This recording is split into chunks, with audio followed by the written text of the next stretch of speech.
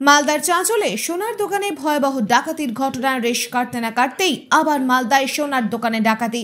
এবার হবিবপুরের বুলবুলচন্ডিতে সোনার দোকানে ডাকাতির ঘটনা ঘটল।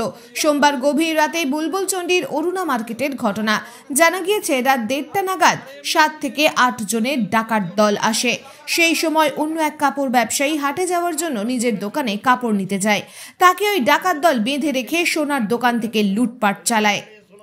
Bureau report, news Bangla 24x7।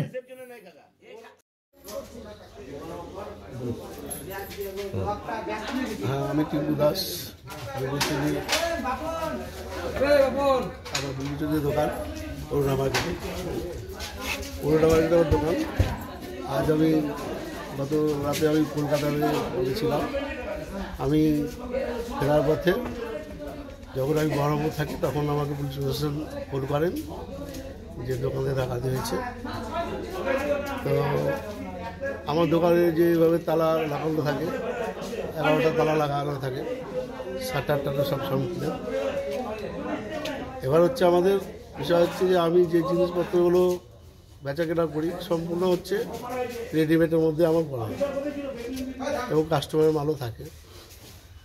এই মালগুলো হচ্ছে সম্পূর্ণ মানে কতটা কীভাবে ছিল সেও তো আমরা ওগুলো তো বেপে রাখা যায় না।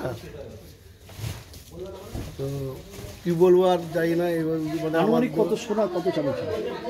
চাঁদিটা 15 কেজির উপরে হবে। সোনা মোটামুটি আইডিয়া ওভাবে করা যাচ্ছে না। ওই সব কাস্টমার থাকে তো, কাস্টমার ছিল আর আমার কিছু রেডমেড ছিল। সব মিলিয়ে কত টাকার মাল হতো? আনুমানিক এখন তো মোটামুটি 70,000 টাকা কেজি চাঁদি, ঠিক আছে। আর হচ্ছে সোনা তো 71,000 টাকা ভরি। কত ভরি হবে? ভরি হিসাবটা অ্যাকচুয়ালি আমি ওভাবে মানে সব কাস্টমারের মালটাল তৈরি করা থাকে। আনুমানিক কত হতো? আনুমানিক এখন মানে খাতা মেনটেন্সটা ওগুলো দেখতে হবে আমার কতটা অর্ডার ছিল। সবই তো এখানে রাখা, আর আমি যেহেতু ছিলাম না। কখন জানতে পারি? আমি রাত্রি ঠিক ফার্স্ট টাইম 15 মাল। আমি প্রতি সোমবারে করে রাত্রে দাদার মাল তুলতে যাই স্ট্যান্ডে। তো দাদা বিজনেস করে কাপড়ের হোলসেল, সরাইহাটে যায়। তো আজকেও গেছিলাম। এবার যাওয়ার পরে প্রথমে দোকান খুলে ভ্যান বের করেছি, মাল ভ্যানে মাল তুলে স্ট্যান্ডে এসে গাড়িতে মাল লোড করে দিলাম। মাল লোড করার পরে দাদা হাটে চলে গেলো, হাটের গাড়িতে। আমার তো কালকে ডিউটি আছে। এবার আমি যখন ভ্যানটা রাখতে যাই কয়েকজনকে দেখতে পাই। তো আমি প্রথমে ভাবলাম যে সিভিক আর পুলিশ আছে। এবার কাছে যেতে আমাকে ধরে পান্নাসের হুমকি দেয় প্রথমে। তারপরে আমার পা বাঁধে দিয়ে অন্ধকার গলির মধ্যে যে রেখে দেয়, মুখও বেঁধে দেয়। তারপরে এই 1-1.5 ঘন্টা ওরকমই পড়ে থাকি। তারপরে প্রচুর চিৎকার শুনতে পাই। তখন আমার ভাগনা যে আমাকে উদ্ধার করে, এই কোলে করে নিয়ে মানে স্ট্যান্ড অব্দি আসে। তারপরে আমার বাজারটা খুলে 1-1.5 ঘন্টা পরে। কি শুনলো? কতজন ছিল ওরা? 7-8 জন হবে। হাত কি ছিল ওদের কাছে? ওদের হাতে ওই লোহার এরকম কোনো রড ছিল এর মোটামুটি। তোমাকে কি ওরা কি ভাষায় কথা বলছিল? ওরা আমার সাথে বাংলায় বলছিল। আর যখন ওখান নিজেদের মধ্যে কেমন আদা হিন্দি টাইপের 2-1টা কথা বলেছে, তার বেশি বলেনি। খুব আস্তে আস্তে বলছিল। তোমাদেরকে বেঁধে রেখে কি?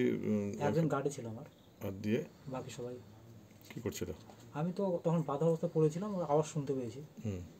শুধু আওয়াজই শুনতে, আর কিছু পাইনি। আমাকে বেঁধে ফেলে দিয়েছিল দোকানে, মানে পুরো। তারপরে দোকানে চুরিগুলো দোকানে করেছে নাকি?